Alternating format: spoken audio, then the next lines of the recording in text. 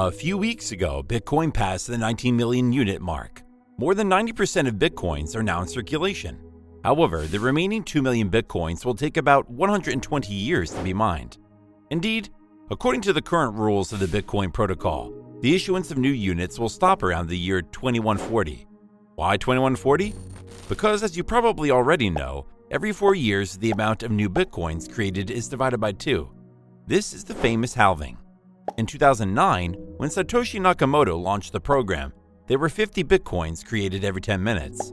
Then, in 2012, the number went to 25. In 2016, it went to 12.5, and finally in 2020, it went down to 6.25. And here we are today, where 6.25 Bitcoins are created every 10 minutes or so. You can see the inflation rate of Bitcoin in red on this graph. For your information, the next halving should normally take place in May 2024.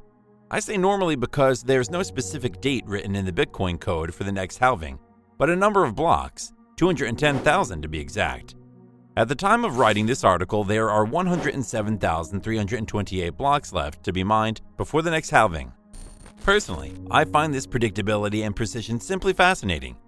It makes a change from the monetary policies of our central banks. But let's move on. So to come back to our initial question, why 2140? Well, if we divide the number of new Bitcoins issued every 4 years by 2, there will come a time when you won't be able to do this division anymore because you'll have reached the smallest unit in the system, the Satoshi, that is, 100 millionth of a Bitcoin. At that point, there will be no more Bitcoins mined and the inflation rate will drop to 0. So, we've reached the famous 21 million Bitcoin mark. Well, no, that's not quite right. There will not be 21 million Bitcoins. In fact, that number will never be reached. As you can see in this image with the brown curve, the amount of Bitcoin follows a horizontal asymptote, trending towards 21 million. In the end, this is the maximum amount of Bitcoin that will exist in 2140. 20,999,999,976,000. Sure, it's faster to say 21 million. I'll give you that. Anyways, now we come to the subject of this video. What will happen when there is no more Bitcoins to mine? How will the miners who secure the network remain profitable? Because yes, until today, a large part, if not all, of the miners' income came from these freshly mined Bitcoins. That's the blue part you see in this graph. So isn't Bitcoin ultimately programmed to die a slow death? Well, that's what we'll discuss in this video. Come on, let's go.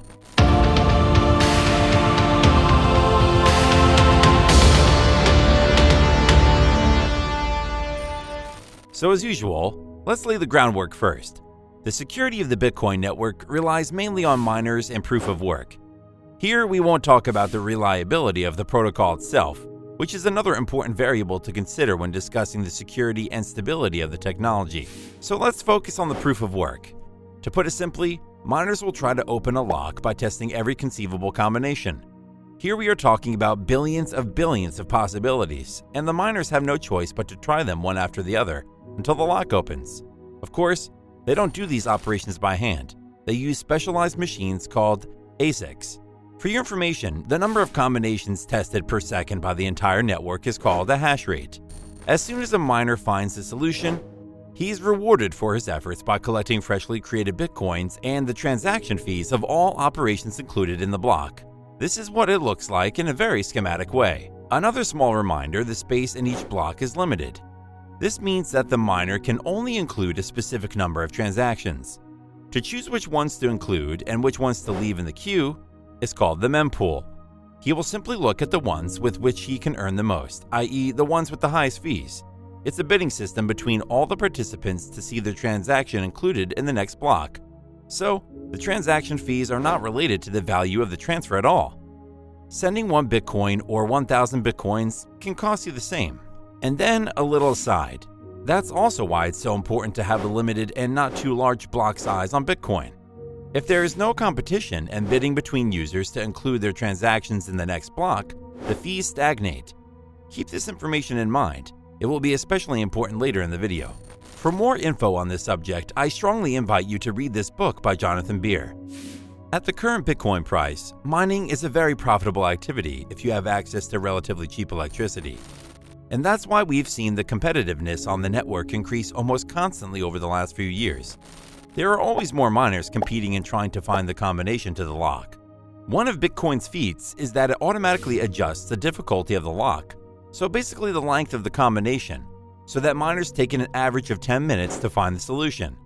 It's as if gold gradually sinks underground when new mining techniques are discovered, or the number of miners increases. And conversely, if the pressure on mining decreases, as was the case with the China ban, for example, where a very large number of Chinese miners turned off their machines, then the difficulty decreases so that there's always a block every 10 minutes. This is why many people see Bitcoin as a clock where you don't count in seconds or hours, but in the number of blocks. The proof of work is a pendulum that allows the whole network to synchronize. We have a podcast on this very subject if you're interested. As you can see from this graph, the difficulty of mining the Bitcoin network, so the length of the lock combination, is only increasing. The big drop you see in May to June 2021 is the China ban we just talked about. But we see that Bitcoin has recovered quickly. Based on this indicator, it's never been harder to attack the network. The difficulty of mining should not be confused with the total consumption of the network. It is possible to have an increasing difficulty with a stable or even decreasing consumption if the machines are more powerful and/or more efficient. These are two very distinct variables to be analyzed separately.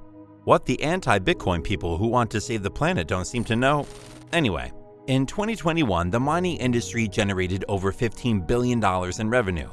Even with the halvings, and thus the decrease every 4 years of the number of Bitcoins created per block, miners have never made so much money. The industry is constantly growing, and for the moment, this can be quite easily understood. The reduction in rewards has been more than offset by the appreciation of the price of the queen of crypto, and in the short to medium term, we can quite imagine it continuing like this. That would mean a Bitcoin at $80,000 by 2024, $160,000 by 2028, $320,000 by 2032, etc. Honestly, these figures do not seem to me to be at all unreasonable. On the other hand, in the long term, it is probably not viable. The price is not going to be able to keep up with the rate of halvings. That's the problem with exponential functions. It goes up very, very quickly. For example, by about 2060, a Bitcoin would have to cost more than $40 million. It seems complicated.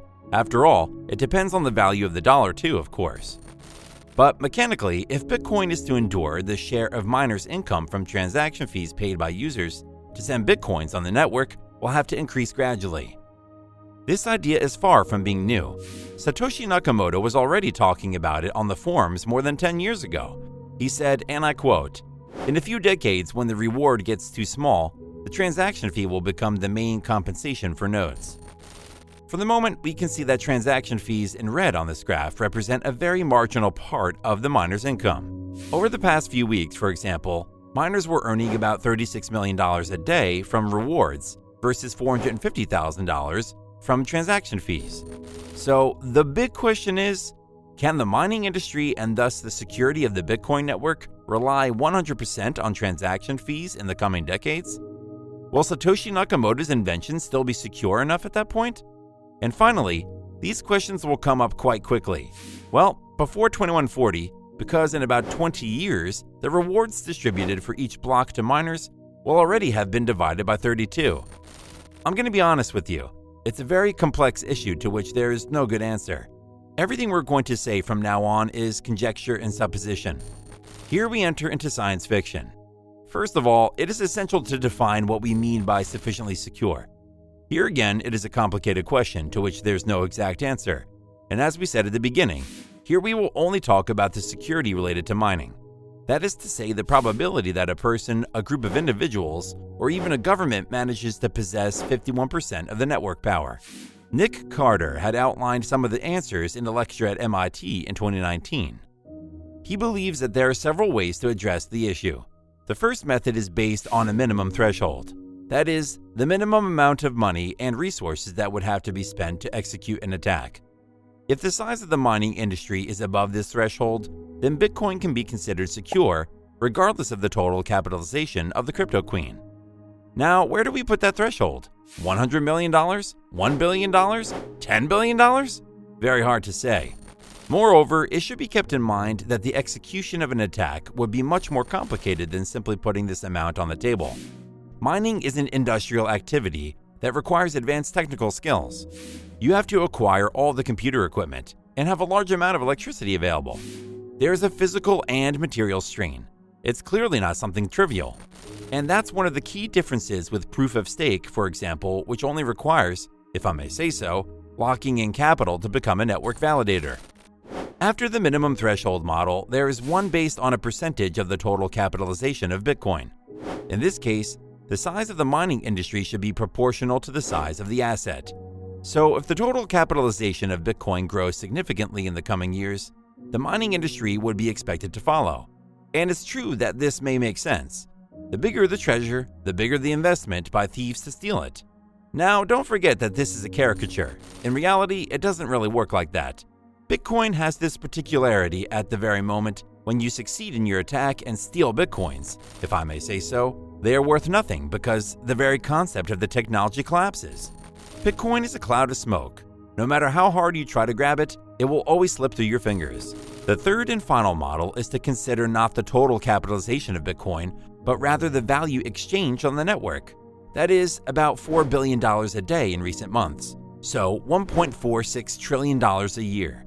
In this third and final model, we would have 1% of the transactions made on the network dedicated to security. To give you an order of magnitude, Visa is about $13 trillion in transaction volume per year. That's about 10 times more than Bitcoin at the current price. In short, the answer to securing the Bitcoin network probably lies in a mixture of the three models mentioned just above. You need a large enough mining industry relative to the size of the assets and the transactions to deter any attack. But beyond a certain threshold, increasing the power of the network doesn't necessarily make sense. In any case, at the moment, transaction fees on the Bitcoin network are at an all-time low. It was even the first time late last year that a significant price increase was not accompanied by an increase in transaction fees on the network. Normally, the more investors there are, the more activity there is, and therefore the more fees increase to include a transaction in the next block. However, as you can see from this graph, it has been very quiet since July 2021. In fact, fees did not increase because there was more supply than demand. That's all. Here you see in gray the filling rate of the blocks, and we can see that for several months the blocks are not full. So automatically the auction system on which Bitcoin is fundamentally based is not working or is working badly. Roughly speaking, imagine the prices of a soccer game where the stadium is full to the brim, or where the stadium is half full. Well, the Bitcoin network is currently in example number 2. So automatically the fees for including a transaction in the next block are relatively low. Alex Thorne, director at Galaxy Digital, made a very interesting tweet about this, explaining that this situation is due to several factors. First, SegWit. A few years ago, the Bitcoin protocol, i.e. its computer code, was updated to allow for optimization of the block space and thus be able to fit more transactions. To use our analogy from earlier, the seats in the stadium were rearranged to allow more people to enter. At the time, this upgrade seemed essential because the network fees were exploding. The second important factor is what is called transaction batching. Basically, instead of doing one transaction per transfer, you will group a bunch of transactions together and do only one transaction on the main Bitcoin network. Apparently, this technique can save up to 75% in fees, and exchanges like Coinbase use this strategy for 95% of transactions. The third factor is a simple drop in traffic. For example, users hardly ever move their Bitcoins. They keep them for a very long time in their hardware wallet like Ledger or Cold Card, so the tokens circulate very little on the network. In addition, it should also be mentioned that until June 2021, some of the USDT transactions, i.e. Tether's famous stablecoin, went through Omni Network, which is an overlay of Bitcoin. Fourthly, we must of course talk about the Lightning Network. For a year now, this secondary network, which is faster and cheaper, in theory, for small transactions, has been growing. Automatically, this reduces the number of transactions on the primary Bitcoin network.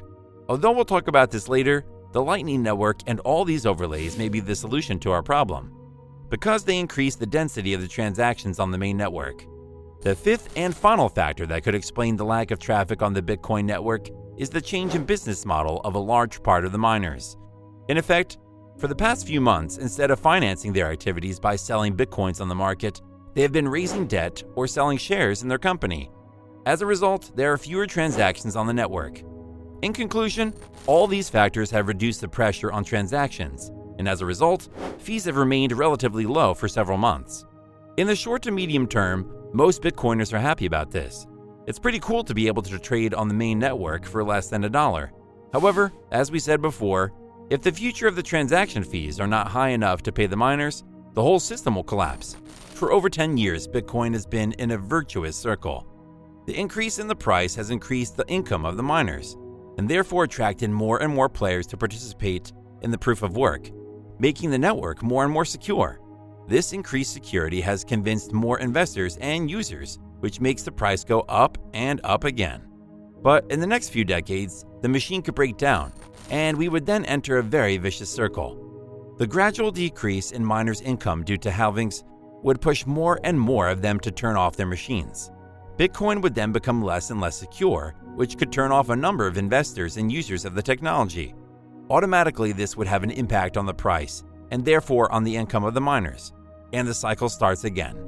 As we said at the beginning, all these scenarios are just thought experiments, but it is important to ask the right questions and always try to see the flaws in the system. The situation is far from hopeless in my opinion, quite the contrary. The overlayers coming to Bitcoin like the Lightning Network, for example, may have reduced the number of transactions on the primary network in the short term, but that could change. Indeed, as you probably already know, to use the Lightning, you have to open a payment channel, and this requires a transaction on Bitcoin. And to exit the Lightning Network, the same thing. So we can imagine that the democratization of the Lightning Network on a global scale will ultimately increase the number of transactions on Bitcoin. This is what Paul Stork said in one of his articles. Long-term future of Bitcoin Lightning Network. The immediate effect of this is to lower on-chain transaction fees, but the ultimate effect is increase them. LN boosts on-chain fees by increasing the utility of each on-chain TXN, by allowing each to do the work of many TXNs, and by therefore making high on-chain fees more tolerable to the end user. Moreover, as we said before, the Lightning Network and all the other layers that connect to Bitcoin are increasing the density of transactions. This means that behind each transaction written in a block of the main network, there will be thousands of others. This means that users would be willing to pay more for a transaction on Bitcoin. In other words, the value for money would be relatively good. It's also worth mentioning that Bitcoin is increasingly positioning itself as a viable alternative to traditional payment systems, like SWIFT, for example. If Bitcoin starts to be used for international trade, the traffic on the network will become immense. Moreover, because the fees are not proportional to the amount of the transaction, Bitcoin is becoming a very attractive option for moving hundreds of millions or even billions of dollars across the globe, all in a matter of minutes. That kind of transaction in the current system takes days and costs hundreds of thousands of dollars. With Bitcoin, even if the fees are $100 or even $1,000, it's still negligible. In this scenario, where the fees rise very sharply to support many transactions with a very high value of millions or even billions, this implies that the price of Bitcoin will have to be much higher than it is today to provide enough liquidity to the market. Let me explain.